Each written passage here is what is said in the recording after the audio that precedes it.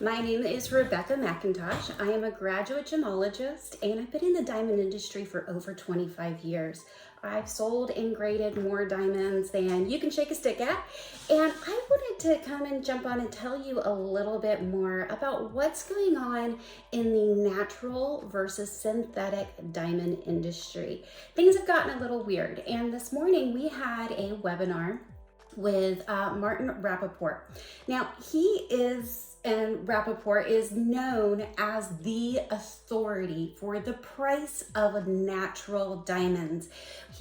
While he does not document anything about the price of lab-grown diamonds, I think you'll find some of the information that he shared with us this morning to be very interesting.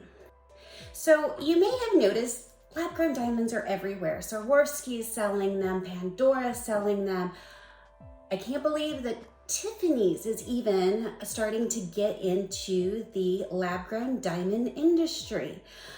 While I don't want you to think that lab-grown diamonds are necessarily bad, just like the place for lab-grown emeralds and sapphires and rubies, there's a place for lab-grown diamonds.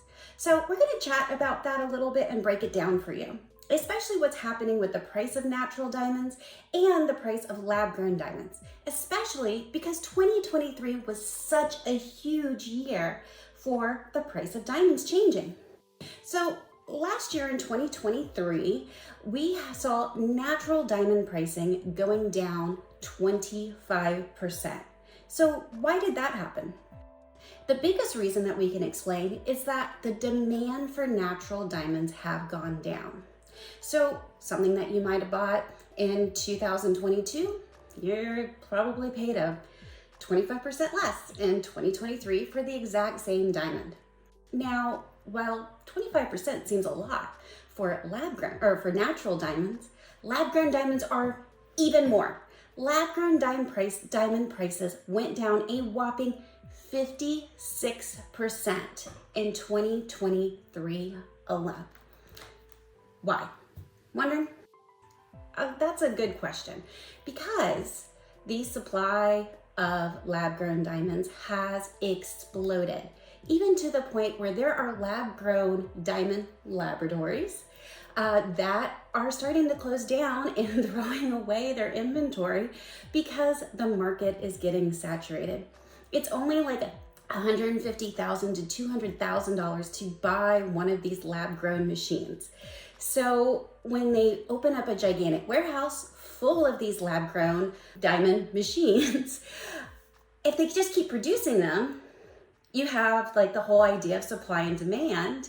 Yes, demand's high, they get more supply, they're making more, have more machines, they have more laboratories, they are growing more of these diamonds. There's more diamonds out there. The price is going to plummet because the supply is just ongoing. So when we look at the idea behind synthetic diamonds, synthetic and lab-grown diamonds, they are the same thing. That it's just a different way to say it. Another word you can use is manufactured diamonds. So what that means, the synthetic, lab-grown, or manufactured, means that the diamond is created in, we say a laboratory, but it's more of a factory than an actual laboratory. Laboratory sounds fancy, but in reality, it's a big warehouse. So kind of take some of the sparkle away from it, right? Why are we looking at synthetic diamonds kind of moving in the way of synthetic or lab rubies, emeralds, and sapphires? Is there is a place in the market for rubies, sapphires, and emeralds that are synthetic. Chatham actually kind of revolutionized the idea of these high quality synthetic colored stones. So when we're looking at how the market's shifting, I don't think that they're necessarily bad. There's just a different place in the market for them. We kind of have to ask, do we really care anymore? Does Gen X probably still kind of has that affinity for natural? Do millennials and Gen Z care? Because there's so many duplicates available in the market now. So you probably wouldn't pay $10 for a fake Birkin bag, but $150 to $200 for a fake Birkin bag, that's between $10 and $15, $20,000. If it looks good and no one can tell. We're over here getting false eyelashes, lip injections, Botox. We're kind of being conditioned that the real deal actually doesn't even have any merit anymore. It's not actually that important.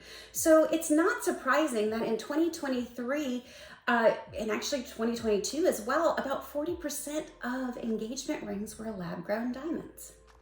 So when we're looking at why people want the lab-grown diamonds, well, one, cost, right?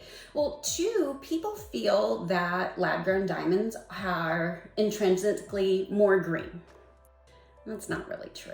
Yes, there are some lab-grown diamond producers that do make diamond or lab-grown diamonds using green renewable energy, but it takes a substantial amount of labor and mining for the trace minerals to bring that into the lab, to the factory to make the lab-grown diamond. It takes an immense amount of energy to compress this carbon into a diamond, and it's not, the global footprint isn't, or the footprint isn't as small as the greenwashing has led you to believe.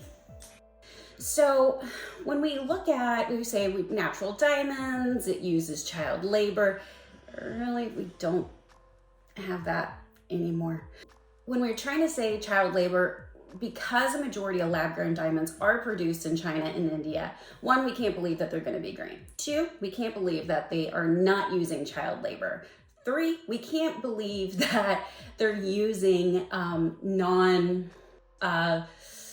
ethically challenging practices to create these lab-grown diamonds. So if you're looking at this as saying, oh, I want a lab-grown diamond because it's green, I have some other options for you that are going to be so much better, but we'll keep talking about that in a minute. All right, so when we're talking about why we're trying to ethically choose a diamond, right? There are natural options. Traceability is going to be the new it thing when we talk about diamonds. We have the option for Canadian diamonds. We have the option for diamonds that come straight from Botswana. De Beers has been doing a really great job on having traceability when we're looking at the diamonds that are available. One thing that we need to pay attention to is that De Beers has slashed the prices of natural diamond rough by about 10%. And the reason that they're doing that is they're adjusting the supply and demand idea. So we're looking at how many diamonds that are being desired, how many diamonds that we need to fulfill the orders, and the demand for natural is down. So if you're looking to get engaged right now, a natural diamond, you're gonna get one of the best prices that's out there. I actually have a really great infographic that I'll show right now. One thing that you're gonna notice is the price of natural diamonds have gone down considerably since 2020. Yeah, we were all home, bored, can't go anywhere, not out in the bars drinking our wine at home, buying a lot of jewelry. Not gonna kid, it was very good for me to launch the Rutile because it did get consumers used to buying diamonds and luxury items online. So one thing that we need to be paying attention to is with that 40% market share changing from natural mined diamonds to lab-grown diamonds is what is it that we're getting here? So when we're thinking about, oh, I want a lab grown because it's green and it's ethical and there's no child labor and we don't have slave labor and we don't have this and we don't have that and it's not a blood diamond,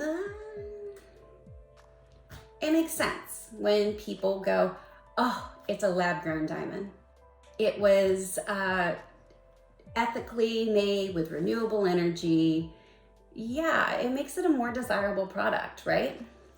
But engagement rings are an emotional situation. So let's just take a step back. I think there is a place in the industry for lab-grown fashion jewelry. I love to sell lab-grown diamond studs, lab-grown tennis bracelets, because when you lose one, it's going to be less expensive to replace. So why have I gotten so big onto the value of lab-grown diamonds? Well, when I started as a diamond grader at GIA, the Gemological Institute of America, is one of my things, my diplomas. The biggest thing that I noticed was that natural or lab-grown diamonds were $22,000 a carat when they came into the laboratory. By the end of 2024, it's predicted that I, as a retailer and as cutters, tens of dollars per carat. The markup on a lab-grown diamond is insane. So you get a lab-grown, you walk into a jeweler, you see, we'll say a nice carat and a half, beautiful, natural diamond. $15,000, beautiful stone, right? Then they bring out this lab-grown diamond, same specs. We'll say EF, BS12, beautiful stone, right? And it's $5,000. Get you thinking, right? I kid you not. I am able to source right now something like that for a few $100s. And then that's why I don't like it. I don't like it. I can't do it. When we're looking at the price of lab-grown diamonds absolutely tanking every single day, I am ethically, I want you to know, you're probably going to see this exact ring on your finger for a lot less expensive in a few months. And that's kind of gotta hurt, right? So when we're looking at the emotionality of, diamond stud earrings, fine, not a big deal. Tennis bracelet, not a big deal. You'll see I have lab-grown tennis bracelets and diamond studs on my website because I feel like they're consumable. Like you're going to lose your tennis bracelet. You're going to lose a diamond stud earring at one point or another. But your engagement ring, it's supposed to be something of value. And most men that I work with, and they want to prove when they buy an engagement ring that they have to exchange value, right? So one of my favorite things is when I work with ladies, especially in my LGBTQ plus community that I love more than anything. They're so much fun because they don't want diamonds. They want something totally cool and unique and different. And it's my very favorite thing to do. But anyway, I'll talk about that in another video. But usually when guys come to me and they want to be finding something for their woman, they want something of value. They want something to show their love for their partner. Now, they might have heard from them that they want a lab-grown diamond because it's green, it's whatever, fine, get that for them. But when we're looking at the price, if you're going to shop a natural diamond and price is the most important thing, lab-growns probably are a very good choice for you because you're going to get a more sparkle, bigger look, better aesthetics for your price, for your dollar than a natural. However, there is a trade-off. It's kind of like when we're looking at the difference between you remember the little Hyundai, the Hyundai Accent? That car will get you to and from. I drove a two-door Hyundai Accent in New Jersey on the New Jersey Turnpike. I do not suggest you ever do this. I got one of those. But then comparing that car will get you from A to B. Or you can get a nice Lexus or a Mercedes or something. You don't have to have that more expensive vehicle. You don't. But it's that in value of showing, I value the relationship we have. I value you as my partner. I want to show you your value to me in something that she's going to have on her finger every single day. Now, when we're looking at the ethics side, like I mentioned, we can find you diamonds that are traceable to the mine. I work with many diamond dealers and mines all over the world that I don't deal in Russian diamonds. I don't.